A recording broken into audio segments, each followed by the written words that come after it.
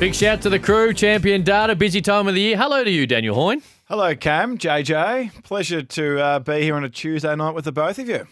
Is it a calmer week without any footy ahead, or are you trying to lock down the regular season? Well, you've still got one game to go, so you can't even tie a bow in that. Yeah, it's a bit of a weird one this year, but I was just saying to Cam off air, it feels like the takeaway tomorrow night, it feels like the pre-finals bye is going quicker and quicker every year. Yeah. Like, the first time where it came in 10 years ago, I was just saying to you, Cam, it felt like it just took forever. I mean, you were playing back then, JJ, and it felt like it was in 2016 it was the first year. It was like, oh my God, how bad's this? This is just It was painful horrendous. as a player as well. Was it? Yeah. Well, it's just such a long. You got to train more. Yep. Yeah. So it was painful back then, but it is something we can probably shuffle the calendar around with it and do the awards and whatnot a bit better, but it goes quick enough. It goes Sunday to Thursday nowadays because we've always got an opener. And then, of course, this year feels a little different because we've got a Wednesday night game, weirdly. So we'll get there. I don't think the momentum will be stalled too much once we get to Adelaide Oval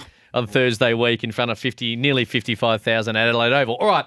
Champion Data Awards. Is that where we're starting, Hoyney? Correct, Cam. So we thought the awards season is this week. Thursday night is AFL Awards night. So we thought, like we've done for the last few seasons, let's do the Champion Data Awards for this year. So like we do every 4 weeks, we will finish off with our top 10 players for the 2025 season. And we'll start working our way from number 10 upwards. So Jack Sinclair comes in at number 10, a mainstay of our rating system for the last 4 years. It is now 4 years in a row. He has actually been a top 10 player in the competition. Tristan Cherry at number 9, easily his best season. Last year, 29, which was a fabulous year. This year, elevated even further. I think we can all probably agree that he's had a career best season. Well, not everyone agrees. It's going to be interesting to see how many more ruckmen you've got because he didn't make the 44. Yes, we will get into that very shortly. Took Miller comes in at number 8. Really? Fantastic season. Took Miller playing that high half forward role for Gold Coast, been absolutely sensational. Nick Blakey, number 7, again, a fabulous season. Probably gone largely under the radar with the Swans not winning as many games as the last few seasons. Bailey Dale as the 6th best player in the competition, damaging across half-back. Riley Tilthorpe comes in at number 5 in our rating season. Sensational year. No surprise to have Nasai Wanganeen-Malira at number 4. Ed Richards has been number 1 for a large chunk of the season. He comes in at number 3, easily his best season of his career. Sam Darcy, I heard you guys talking about that before, comes in number 2, qualifies for our rating system, would you believe, by 1 minute. 1 minute. So 1 minute. Ours is a minute-based system, not a very similar sort of to the All-Australian team. Yeah. Ours is you have to play 75% of your team's season. There you go. He got in by 1 minute, Sam Darcy. So otherwise he wouldn't have been there. Amazing. So second best player, and then the game's best player again for a 3rd season out of 4, Marcus Bontempelli. Just to summarise, I know we can all appreciate just how much of a superstar this is. This guy is. He's been eligible for a rating in 11 seasons. He's been a top 50 player in the competition 10 out of the 11 seasons. He's been a top 20 player 9 out of the 11 seasons, and he's been a top 10 player in 8 of the 11 seasons. Wow, absolutely ridiculous. Yeah, I don't think you need any stats to share that view. I don't know how that's going to make Dogs fans feel having the 1st, 2nd and 3rd ranked players in the game. And that Bailey Dale in there at number 6. Yeah. Yes, 1, 2, 3 and 6. Interesting. I believe it does help our main man Kane Corns' argument on a regular basis. We'll charge on in a minute. But you are right, because when you look at that, the frustration the Bulldogs fans must feel in some part. Now, not necessarily that they should most certainly be a premiership team, but they most certainly, in the eyes of that, to have 4 of the top 6 players ranked in the league should be playing in September. Yeah, and it probably goes hand in hand as to why they've been such an offensive juggernaut this year. The rating system does significantly, reward what you do offensively. The defensive actions are a little bit harder to measure. There are a few areas in which you can actually measure, but offensively it is geared to that. Them being the best offensive team in the competition goes hand in hand with those rating systems. We'll touch on the Dogs later on, but I think it's pretty obvious what everyone sees with them, with their deficiencies. Where's Nick Dacos? Yeah, so Dacos flew home. We've spoken about him all year, to be fair, with what he's done. So he finishes the season inside the top 40 players in the competition, which is a very good rating. I would have taken that. But the issue with Nick that we spoke about, all year was halfway through the season, he was a bottom 10 kick in the competition, which was a surprise. He flew home in the back end of the year. His second half of the year, he was a top 10 player in the competition. So, that's why he was where he was. Jordan Dawson, probably likewise. So Jordan Dawson, where is Jordan Dawson? I'll just get him for you. But he was exactly the same, inside the top 60 players in the competition this year. His ball use was the opposite to Nick Dacos. Sorry, similar to Nick Dacos.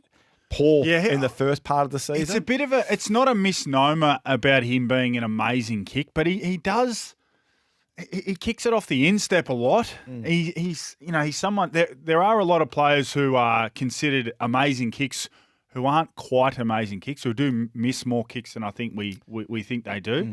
What about Hugh McCluggage? I thought he would he would be a player that Champion Data would admire. Yeah, sensational seasons. 22nd best player in the competition. Easily his highest rated season of his career. So he's well and truly up there. And I think we'll get onto the All Australian team next. I think people get a lot of sort of up in arms. Like where's my play?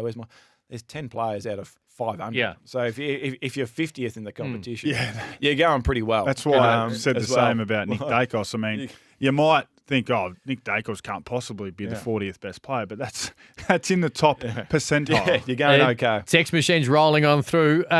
Let's get to the All-Australian team because this is interesting. Yeah, no, and this is where the feedback goes. Here we go. 0433 98 11 16. Give him a dodgy phone number. Here we go. Anyway, we'll brace ourselves. So we'll work our way through from fullback down to the interchange. We have got 23 in our team we have for the last couple of years. I don't understand why the All-Australian team don't. But anyway, we have. So fullback line, Nick Blakey, Sam Collins, Jack Sinclair. Halfback line, Bailey Dale, Darcy Moore, Nasiah Wanganeen-Malira. The wing line, Jack Crisp on one wing, Marcus Bontempelli in the centre, Zach Bailey on the other wing. Centre half forward line, Took Miller, Jeremy Cameron, Isaac Heaney. The full forward line, Sam Darcy, Riley Tilthorpe, Sean Manor. The ruck line, Tristan Cherry, Ed Richards, Tom Green. And the bench with 5 on there, Luke Jackson, Lockie Ash, Max Holmes, Matt Rowell, Hugh McCluggage. That is our 23. Nice. The one that I will go to straight away is Darcy Moore. And this is where I've been saying this for a couple of years. I believe the All-Australian team for me is picking the team not absolutely purely based on numbers. Right? So Sam Taylor and Harris Andrews are the 3rd and 4th best key defenders in the competition. So Sam Collins, Darcy Moore, Harris Andrews, Sam Taylor. If I'm picking the team, I'm picking it Sam Taylor and Harris Andrews over Darcy Moore. The reason why Darcy Moore is rated slightly higher, there's only a couple of positions between the two, is Darcy Moore's one-on-one work this year has been slightly better than Sam Taylor and Harris Andrews. But the other aspects, you can understand that.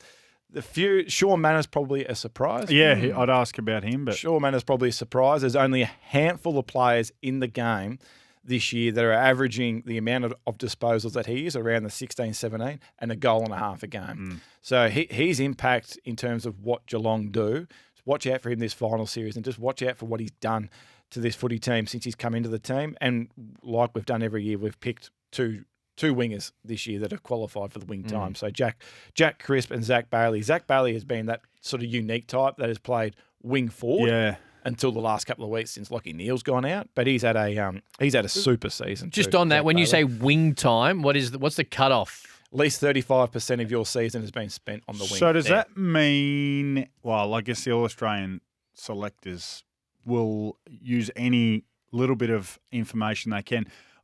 Because I think they might pick a Max Holmes on the wing. Now, I can recall him lining up on the wing. How many times?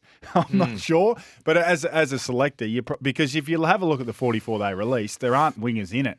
So you're starting to think, well, okay, is it a Zach Bailey or is it a Max Holmes who might have been there 5 or 10 or 15% of his season? So probably more likely to be a midfielder who didn't play on the wing at all. Yeah. So the Holmes one, he was there for this season, 7% of his game time. 7%. So, but you have seen some wingers being selected there with less than 7% I do, game time before. So Adam Cooney, who was the Brownlow medalist in 2008, he was named on the All-Australian wing. Now we're going. Times have changed a bit, and he never played there. He said he never, ever played in the wing. I think Max Holmes will be in the team, but just where he sits is a different matter. I think the biggest, as I said, so it's a hard gig, the All-Australian. But based on all your information, who were you most surprised today wasn't in the squad? Absolutely cannot for the life of me understand why Tristan Xerri is not in the squad. Yeah, like if you want to pick Max, as I said, Max 41st best player in the comp. Yep. No worries. I'm not going to lose sleep over that. If you want Cherry in there, or if you want Grundy in there, or if you want Gawn in there, you can mount a case easily for any of the three. But to not be in the squad is just it's mind-boggling, to be honest. I'm a firm believer it's recency bias because he missed those 3 games through suspension and the selectors somehow forgot about him. In a team that won, 5 or 6 games of the year, we spoke about him a lot throughout this year. It was Cherry or bust. Yeah. The only aspect of North's game that was competitive this season was their stoppage work, and it was based off Cherry. And when Cherry wasn't there for those 3 weeks, they got that Geelong game anyway, they got absolutely obliterated without him. That's something, Hoyney, that needs to get taken into account, what actually happens to the team when a player doesn't play. Because taking him out of that midfield was a huge... Now, they had their struggles with him in the team as well, but it totally changed any type of real crack they had in the guts in those games. And, it is a few of our other guys that we've got in the team, like a Sean Mann, I can understand that, right? I can understand... Like, he's had a great year, but I can understand... I'm not going to lose sleep over him not being in the 44. Brilliant season. Someone like a Tristan Xerri, I fell off I think JJ, I think you've nailed it, JJ. They've put the team together. He's not in the team, which is an argument, no doubt. And then they're like, well, let's just squeeze out a ruckman or two to fit in a couple of other guys. I'll just be interested in, because when they pick the team, and I don't expect Luke Jackson to be in the team, but they will probably reference what they were thinking by having him in the squad. I'll be interested to... Because I don't think that they can tell us he was the 3rd best ruckman this year. Like, I don't think they can mount that argument. So that's why I'm wondering whether they're thinking the sum of everything that he was able to do, a little bit of follower, a little bit of ruck rover type work, a little bit of stuff ahead of the footy. I wonder if that's why they've picked him. That's fair. All right. From All-Australian 2... We'll finish off the awards with the Rising Star. Here we go. So Here we go. This has been coming. There's been some receipts kept on the text machine because you've been big in the corner of Dan Curtin. Yeah, absolutely. Seat 1A in the Dan Curtin bandwagon. And 6 weeks ago, it looked like it was just about It's been volatile, this award, hasn't it? And there's a clear 3 in our rating system who all need to be recognised for what they've done. So Harvey Langford comes out number 1. 63rd rated player in the competition. Dan Curtin, number 2, 78. Murphy Reid, 91. And then there's a big gap. So Isaac Kako, really good season, top 150 player. Connor O'Sullivan comes in number 5, inside the top 200. So going really well. But Langford, Curtin, Reid, 1, 2, 3 in that order. And to just recognise what Harvey Langford has done and Murphy Reid have done in particular as absolute first-year players. Yeah. So Dan Curtin, I think second year, potentially third year, I can't remember exactly, but Langford and Reid. So our rating system has been going 15 years. Langford's rating as the 63rd best player in the competition is the best rating we have seen by a first-year player in our system.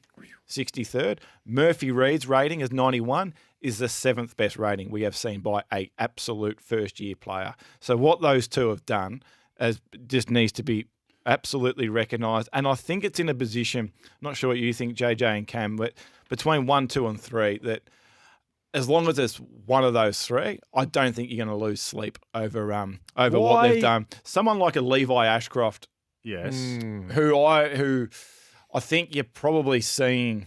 I'm in Levi's camp. Yeah, and I think you're probably seeing over the last couple of weeks with Lachie Neale out, playing midfield minutes, what that guy's going to be. He's going to be an absolute superstar. But if you're basing it purely off impact in 2025, he's been thrown into a premiership team playing that high half forward role, not a little bit of wing time, and he hasn't been given the opportunities to potentially impact matches as much as what he could have been if he had just been thrown in as a centre bounce player like he's done over the last couple of weeks. I've described his season as death by 1,000 cuts. He's just been Mr. Consistent, 18 touches a week, not a massive impact in the game. But that's why I don't think he's got a coach's vote all season. But it's been more about just, he's just been a part of the team. He hasn't played a bit. Why do you think there hasn't been more recognition for Langford?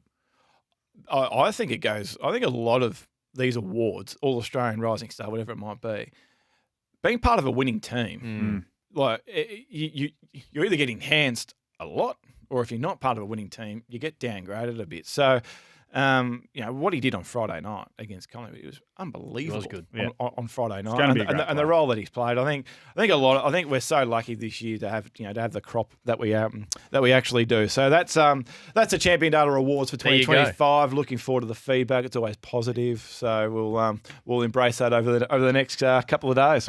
Well, thanks to Champion Data. Let's get to Fremantle. Couple of talking points. We'll start with the Dockers. Yeah, so we'll go with Freo first. So, a lot of this season we have spoken about, the speed of ball, okay, and it's clearly been a topic of conversation for various reasons.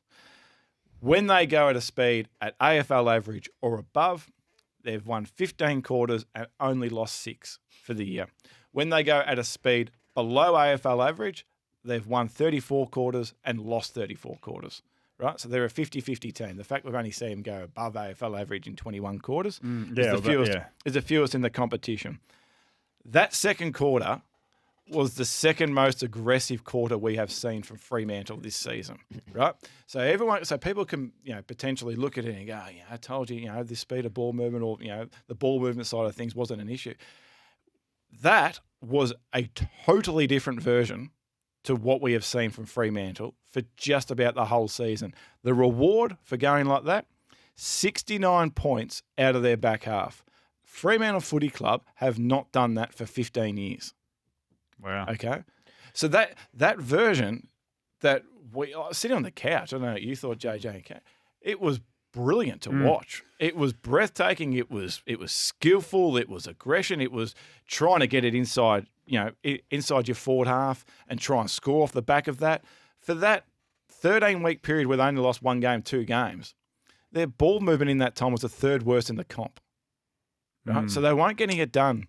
JJ, I'll ask you, is it the way they were defended on Sunday or was it the way they played? The game. And in the first quarter, I was trying to remain professional because I was seeing them take, I think Cox and Ryan both took intercept marks off pretty fast play and went sideways. And we're not doing this again, are we? We're not going down the path we went down against Brisbane. And then for whatever reason, probably an adjustment from the coaches at quarter time, we won't win if we do this. We're just going to be on the back foot, rope-a-dope style, just copping it.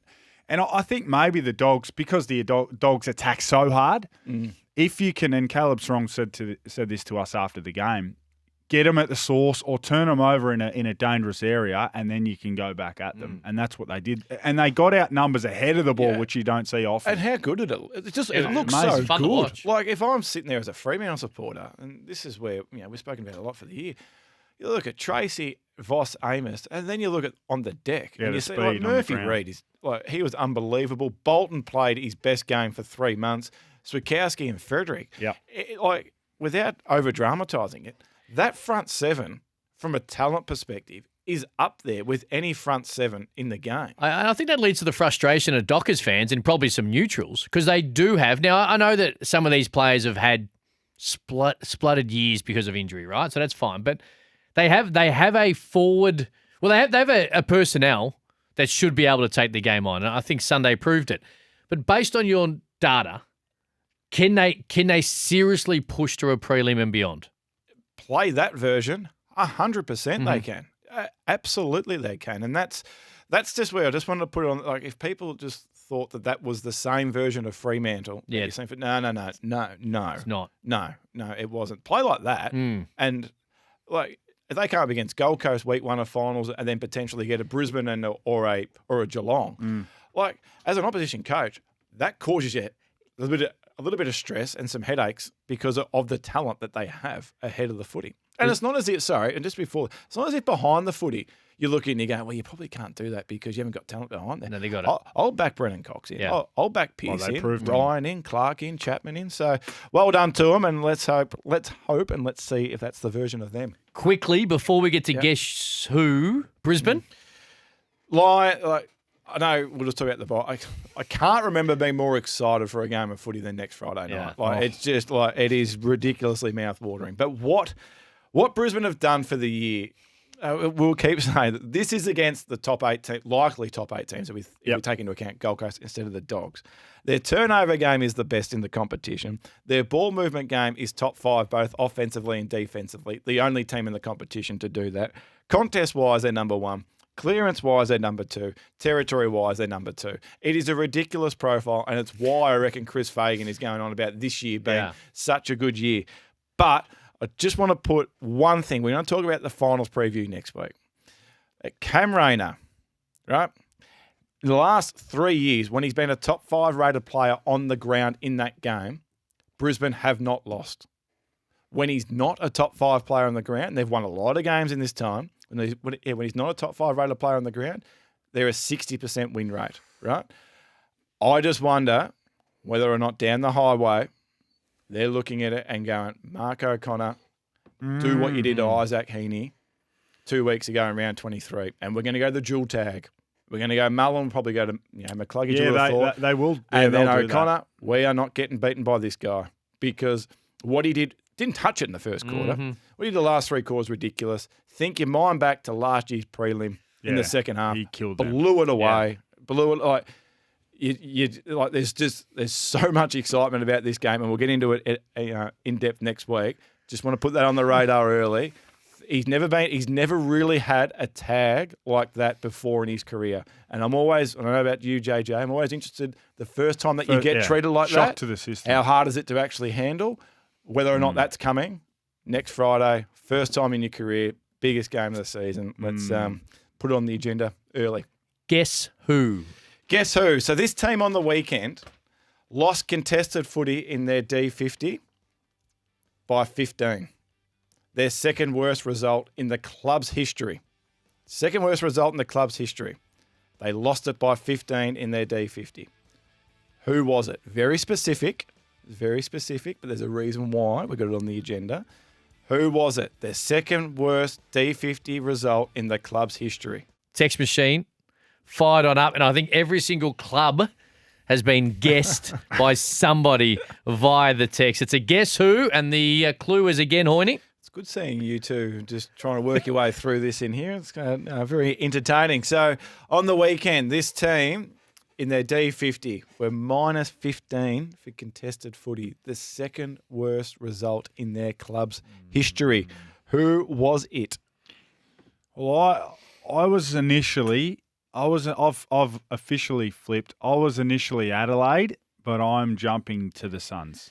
Geelong, Collingwood, Giants, Adelaide, Giants. Has to be the Suns. Gold Coast, Hawks, all coming in off the text. I'm with the Giants. JJ, you should have trusted yourself.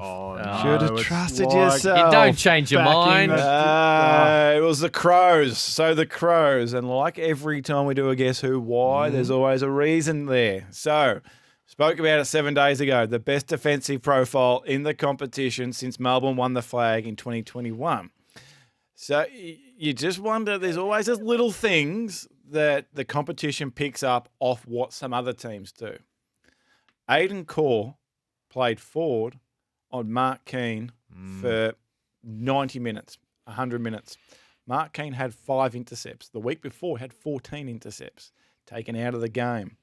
They score, North Melbourne score from almost 1 in every 2 of their inside 50s. So I just wonder whether or not you're Collingwood, you're going to work potentially on what they did to Mark Keane on the weekend. Keep in mind that 2 weeks ago, whatever it was, you had 71 entries and you couldn't score. Granted, it was a slippery, wet night, okay? But Mark Keane was huge in that game. This forward 50 of Collingwood is not functioning as well as what it has throughout the season.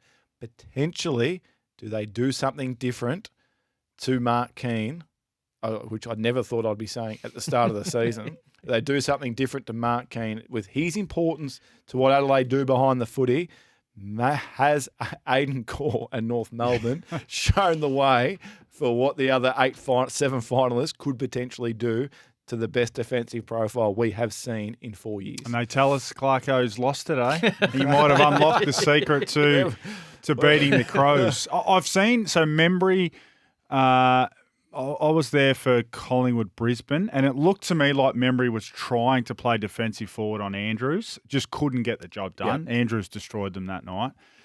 I doubt it'll be him.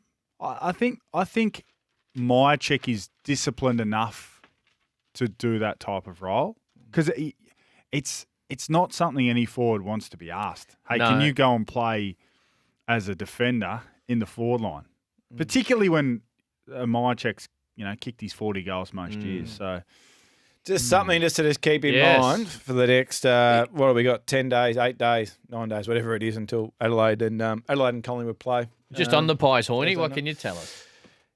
Yeah, so got a bit of heat over the last probably 4 or 5 weeks when we said don't chill about the pies and just chill and whatever it be. And you just got to start looking for little things if you're a Collingwood supporter when you've won 2 out of 7 games. And the Adelaide performance, there was a lot right, and then the Melbourne performance on the weekend, whilst the scoreboard probably didn't look as flattering as potentially how you played, there were elements of your game again that were far better. So your ability to move the footy from one end of the ground to the other, that was the best we have seen a Collingwood team move the footy for 13 years. Okay, but we keep talking about this forward 50 just not functioning as well. 17 times they went inside 50 off transition play from one end of the ground to the other. AFL averages usually score 1 in 2 times because you're moving the ball at speed, at transition. You're going into open space. They scored twice off their 17 opportunities going inside forward 50. So that area of the ground is going to be an issue for this final series. However, as we keep talking about, what they do defensively, even in this period where they haven't won games, is the second best in the competition. And we know what a strong defensive profile can do for you in a September campaign. It gives you a chance. Unlike the other way where you're all out attack with a poor defensive profile, forget about it, pack your bag, see you later. The defensive profile of Collingwood, remember, number 2 in the comp in this 7-game period where they've only won 2. So they are doing a lot right. There are aspects of their game that are not functioning as well and potentially it's not going to click together. But if you're coming up against them like Adelaide will and whoever else in this final series, they are going to make it hard. They're going to make it hard for you because of what they are doing defensively at the moment. So have hope if you're a Collingwood supporter with what you could do next Thursday. That's the hope. That's the hope.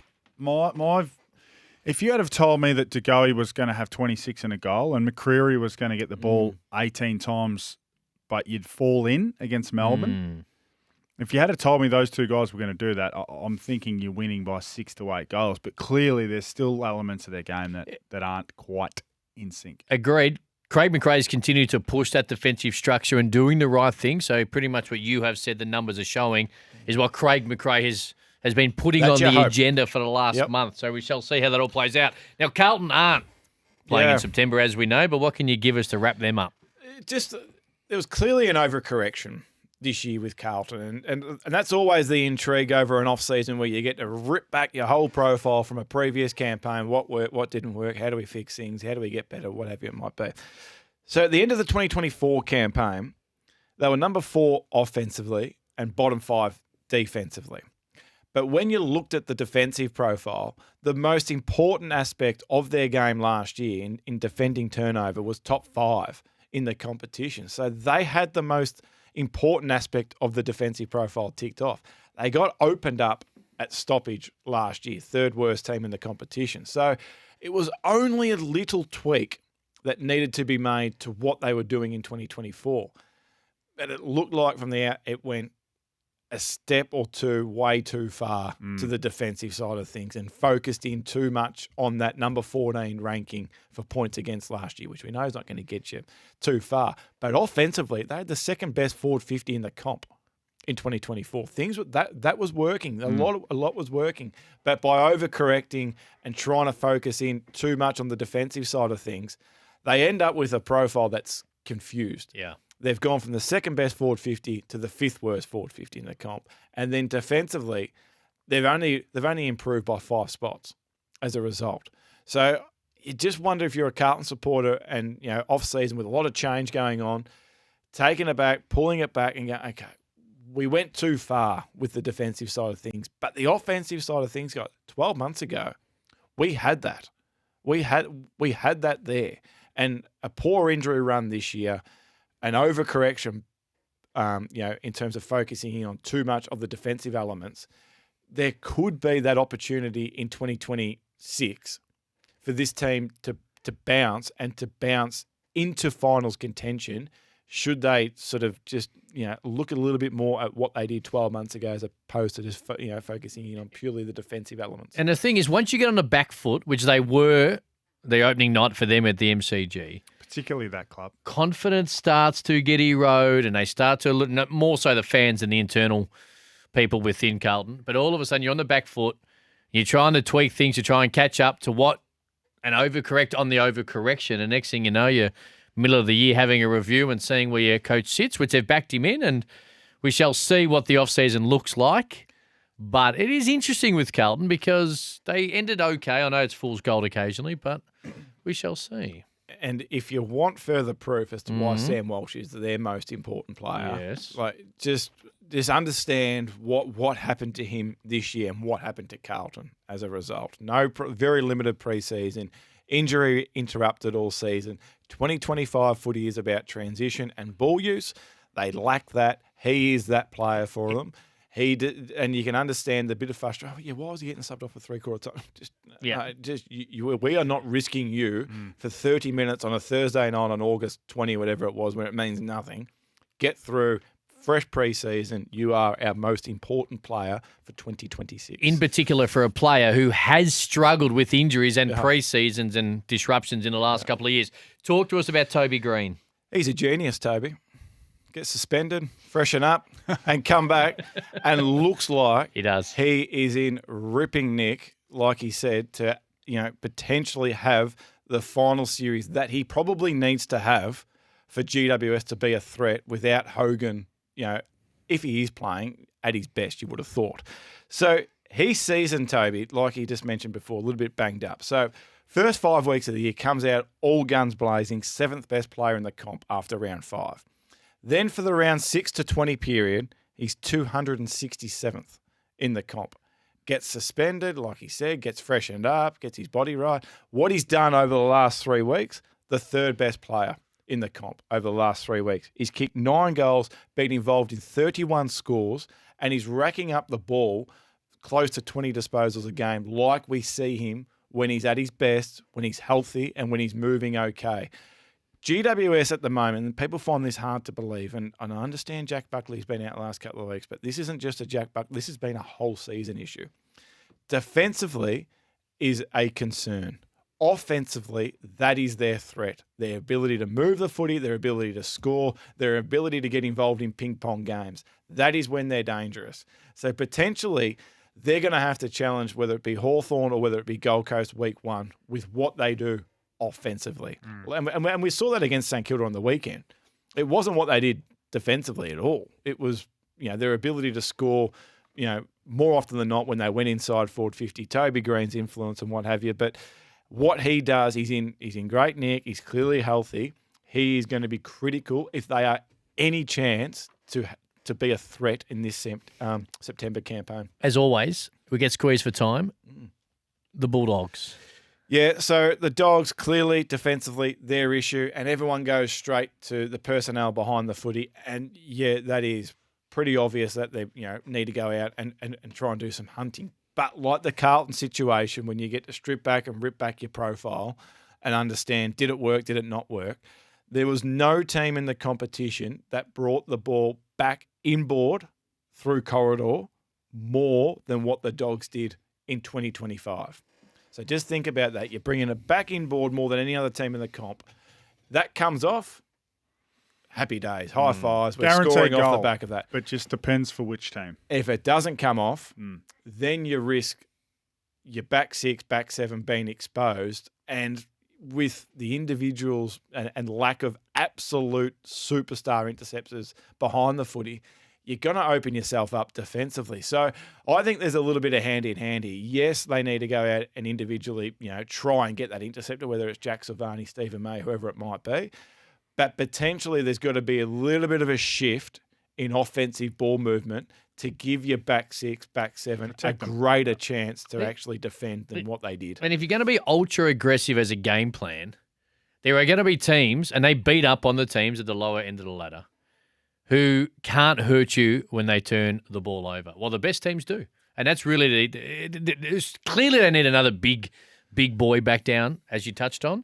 But the fact is, you sometimes get burnt by the lesser ranked teams, sometimes, almost always by the best team in the league. And I think Sunday in the second quarter was a great example of that. Who can't they miss, Hoyney?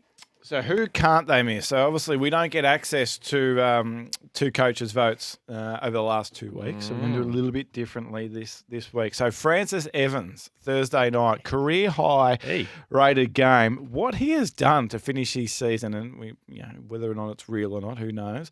But his last 4 weeks is the best 4 weeks patch we have seen by a Carlton small forward in 10 years. It's the highest rated 4-week patch we have seen by a Carlton small forward. They've got a truckload of them, Carlton, on their list. They've been trying to find one. Whether or not Francis Evans is that player in 2026, who knows? But credit to him. He has finished off the season really well. Ben Keys on Saturday afternoon, third highest rated player on the ground. That was his best performance in 10 weeks. Crucial to what Adelaide are going to do in this final series without little Isaac there. And who knows about Rochelle, and potentially to be used on some of these small rebounding defenders like he looked after Colby McKercher at times on Saturday. Tom Papley, that was his second highest rated game of his career. Yeah, interesting to see him get pushed through the midfield in the last game. 10 to 11 centre bounces, 27 disposals, career high. Is that something Dan Cox is going to work on over the preseason? Who knows, but always looking for those sort of things. And Shea Bolton. So his game on the weekend was his highest rated game since round 10 this season.